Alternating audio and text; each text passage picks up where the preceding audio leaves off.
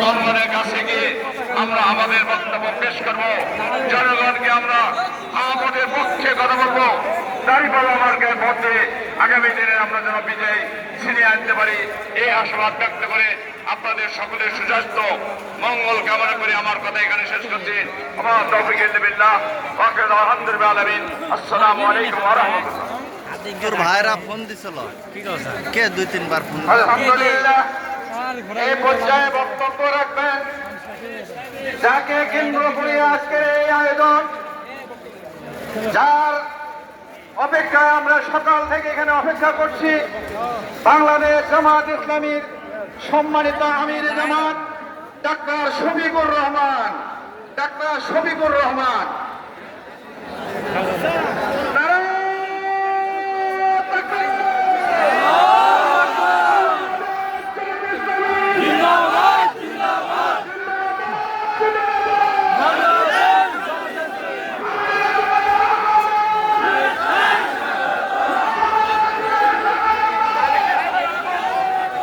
আগে জমে একবার